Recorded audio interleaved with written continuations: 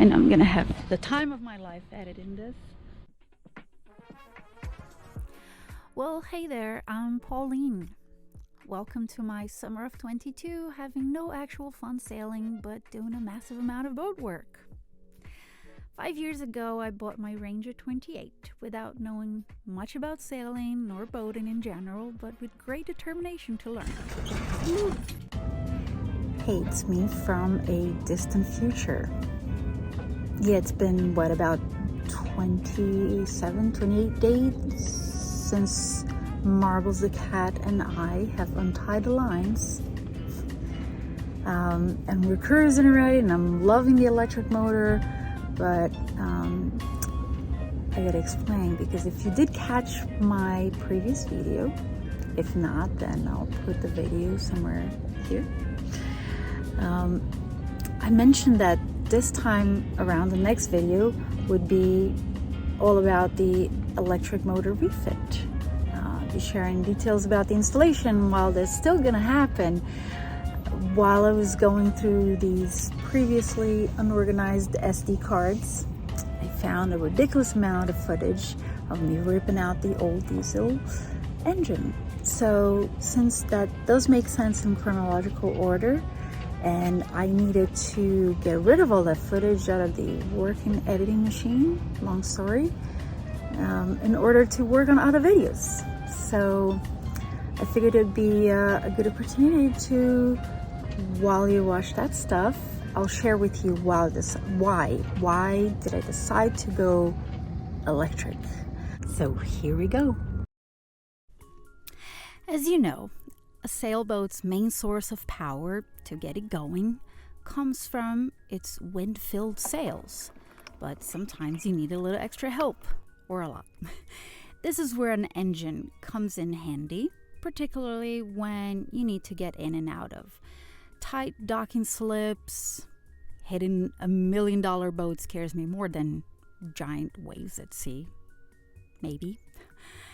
You'll want your engine to navigate tight channels or anchorages, sometimes against current, setting your anchor, or if you need to outrun an approaching storm, to name a few things you would want your engine for.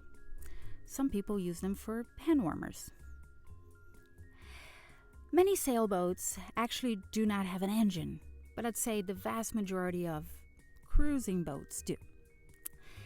And while it's true that we've become so accustomed to having a working engine that we may over-rely on them, when you're zooming around those $1 million boats and expensive things you can potentially break, or those tight inlets, it is the worst time to lose that power and find out how good you are at improvising. Now, some people might argue that I'm crazy for ripping out a perfectly salvageable and trusty diesel engine. Some people may argue that point for other reasons as well, but that's besides the point. Well, let me tell you, that engine was like the black hole of all my boating joys.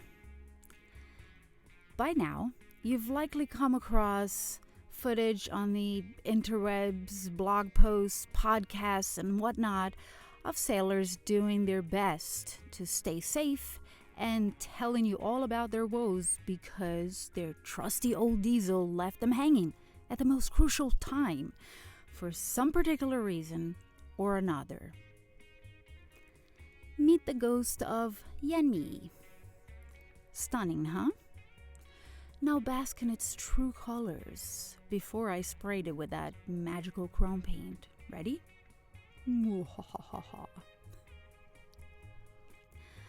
Well, to rewind on that story a bit, back in 2018, or about a year after I got the boat, I discovered that the exhaust hose, which not only carries out exhaust fumes and soot, but also salt water to keep the engine cool, and who knows what else it carries once things get a little extra mixed in there,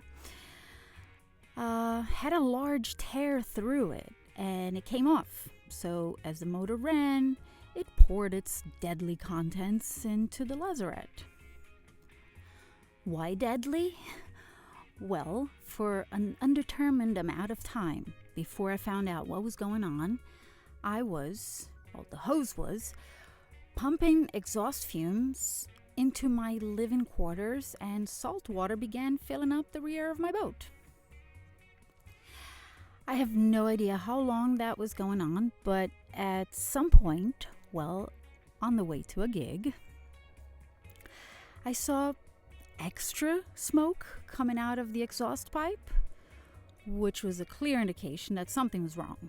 There's always some sort of unpleasant smell and smoke coming out of the back of these diesel engines, which are working so hard that need to be cooled off, and many of them, like this one, use salt water for that process.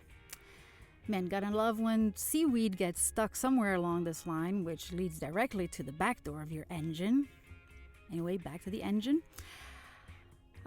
Since that day, I've had to deal with countless repairs and maintenance issues, which have stolen my joy more times than I care to admit. Or I'm actually admitting to it right now. Ready? Every time that diesel engine left me hanging, it was at least frustrating and sometimes terrifying. The engine became hit or miss, would work a few times, then not at all.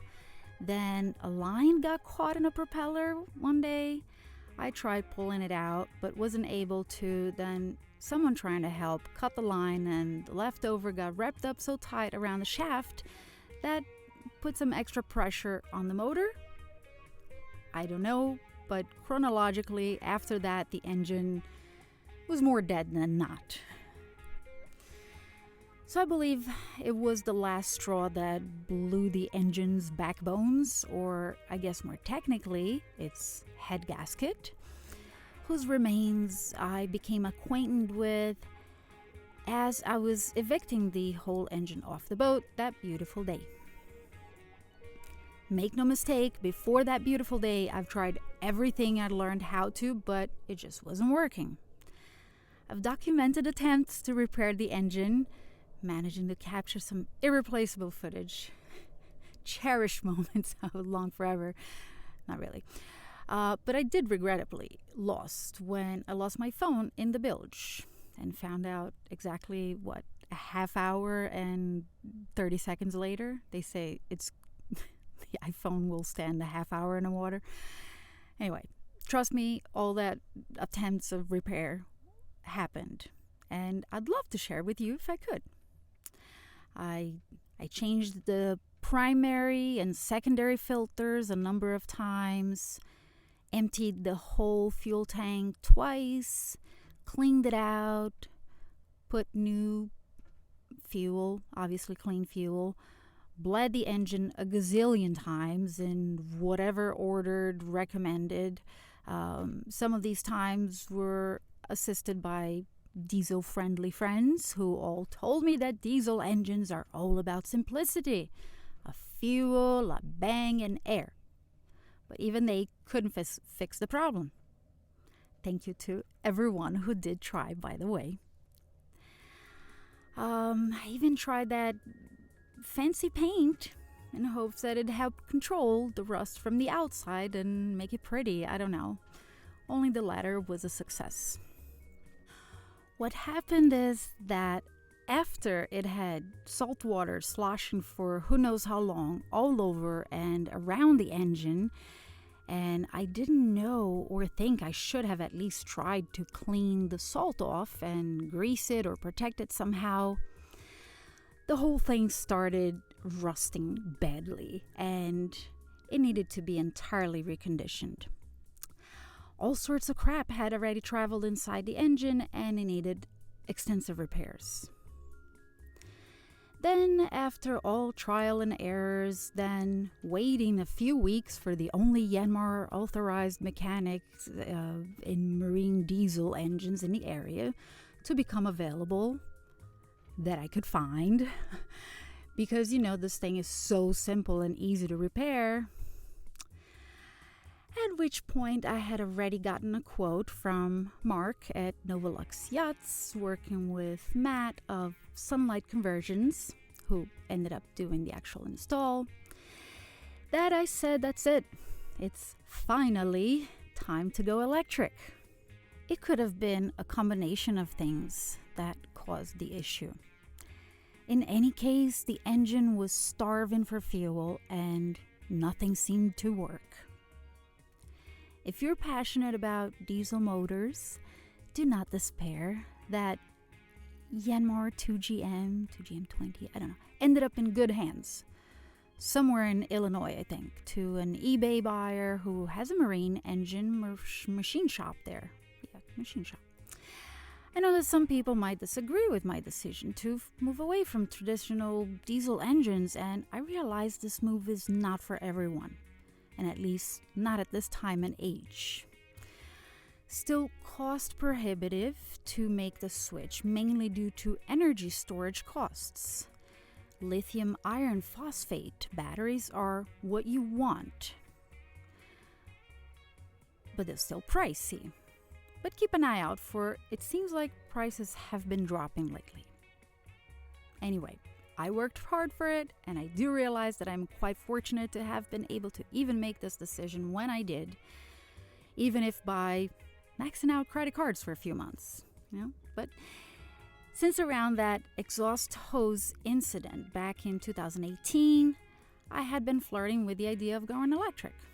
I drove an electric car at the time, one of those toy car looking cars that only fit 2 people. Is it called a 4.2? Anyway, on this electric version I bought of the 4.2, the battery cells were already going and it had really crappy range, but I was already absolutely hooked on this beautiful work of engineering art that electric motors are, and wondered if that efficiency, cleanliness, simplicity, pure torque, straightforwardness could be transferred into the marine world. So I went on YouTube because I knew somebody must have thought about that already, and that is actually how I came across Sailing Uma. If you don't know this channel, you should definitely check them out. They've been doing the electric motor thing for a while now. And fun fact, before seeing them, I didn't even know that people made videos of themselves living in sailboats and posting them on YouTube for others to follow along. I'm a firm believer in investing in new technologies that excite me, and I see a bright future for marine electric motors, as I'm sure you can tell. I'm also hoping to add my voice to this generation of early adopters with this type of setup, helping to straighten out kinks for future boaters who are right now looking for real-world experience and looking to hear from sailors who are cruising and putting electric motors to test in the lifestyle with today's technology. I can't wait to give my personal testimony as to how it works in the type of sailing and cruising I want to do, and for this type of boat. Each boat has different sailing capabilities, displacement, keel types, of course sizes, and so much more that I believe the collective experience of all of us cruisers going full electric or hybrid and letting you all in it will help build the blocks to the new generation of sailboats, which I believe will be, at least in great part, electric. If you're here for the nitty-gritty of the new inboard propulsion, here it is. Basically, I'm going with a 48 volt, 10 kilowatt, quiet torque, made by Electric Yachts, have about 200 amp storage between the 2 Dakota lithium batteries, and an 810 watt solar arch to charge the batteries. While I prepare the next video where I'll share details about the installation, please let me know in the comments below if there's anything about it that you want to make sure I cover. Now, providing you have a decent amount of solar and or wind to replenish your battery bank, another great plus for electric motors is something that may not seem obvious as far as safety goes during passages, is that in a day with very little wind, with between 100 and 200 watts of an output from the motor, I can actually keep my sails full. Now, imagine a case scenario. You're out there in the ocean.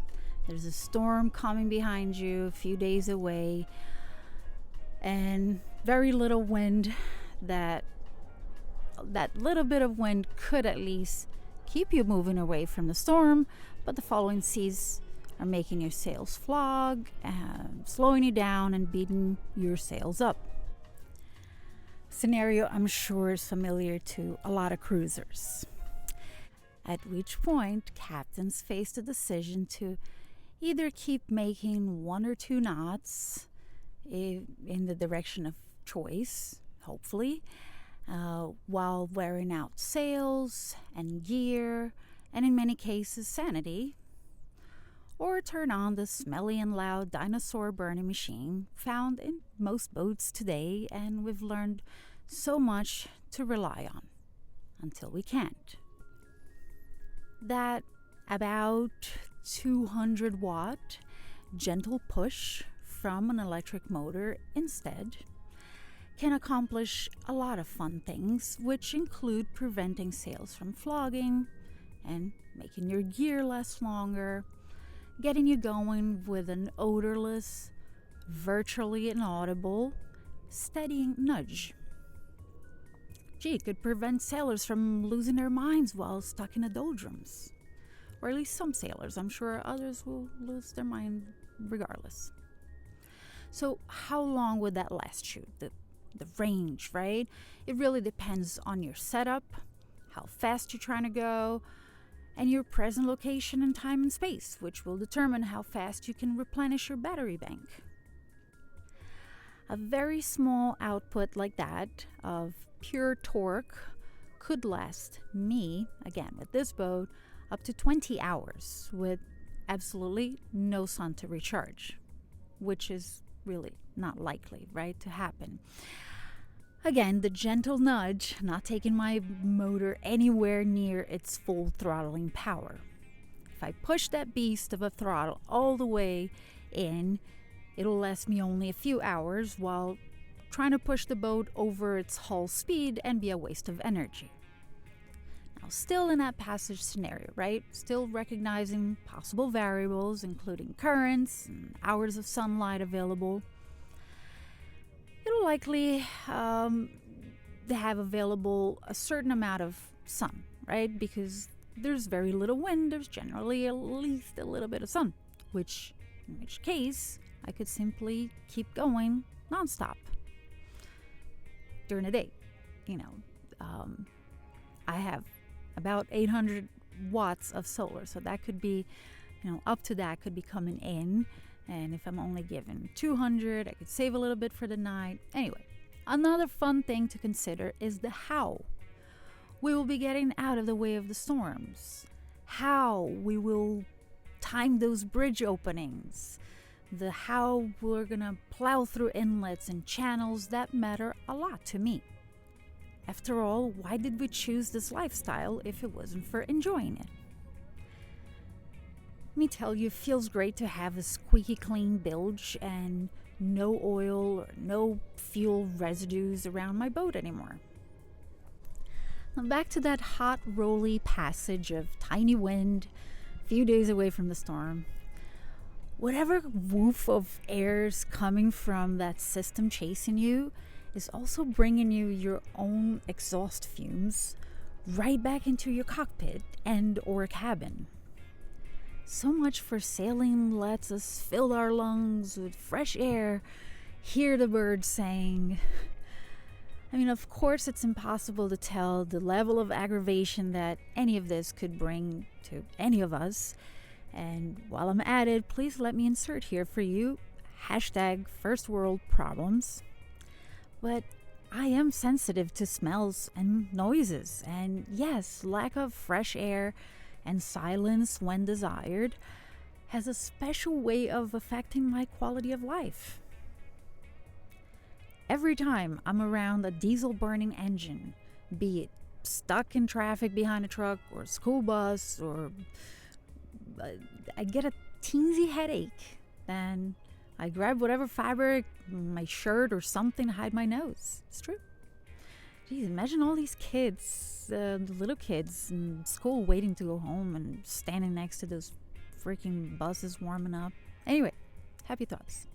I find it quite unpleasant to smell whatever comes out of those exhaust pipes. Comfort and enjoyment levels aside, exposure to a high concentration of carbon particles can bring on health concerns. I'm not the only one to think that, of course. OSHA, the Occupational Safety Hazard Agency, says, quote, workers exposed to diesel exhaust face the risk of health effects ranging from irritation of the eyes and nose, headaches and nausea, to respiratory disease and lung cancer. So yeah, no bueno. If you've ever hung around a marina long enough, you've noticed oil puddles floating everywhere, and it's a thing that just happens at best and worst marinas alike. So, in a nutshell, what's good about them electric motors on sailing vessels? Please allow me. Number 1, electric motors are much simpler than diesel engines. They have fewer moving parts, no oil, no coolant, no transmission, and no exhaust system. They're just a motor and the battery, and that's it. The simplicity means that electric motors are much more reliable than diesel engines, which is essential when you're out on the water. Number 2, electric motors are much cleaner than diesel engines. Diesel engines produce a lot of emissions, including nitrogen oxides, sulfur oxides, and particulate matter, which matter and are all harmful to the environment. Electric motors produce no emissions, so they are much better for the environment. Number 3, electric motors are much quieter than diesel engines. When you're sailing, you want to enjoy the peace and quiet on the water, and a diesel engine can be a very noisy and disruptive thing. An electric motor is virtually silent, so you can enjoy the tranquility of the water without any distractions. Number 4, electric motors are much more efficient than diesel engines. Electric motors convert more of the energy stored in their batteries into motion. This efficiency also means that electric motors can be much cheaper to operate than diesel engines, which can save you a lot of money in the long run. Number 5, electric motors are much easier to maintain than diesel engines. With a diesel engine, you have to deal with oil changes, fuel filters, impellers, and all sorts of other maintenance tasks. With an electric motor, you just have to keep the battery charged and make sure the motor is clean and dry. This simplicity means that you can spend a lot more time sailing and less time working on your engine. Number 6, with a small draw from the battery bank, an electric motor can keep a bit of momentum going and your sails from flogging, so you can make better use of the wind and your sails when there's very little wind and or in between waves. Motor sailing and loving it. Well, thank you so much for watching. It is a year later now.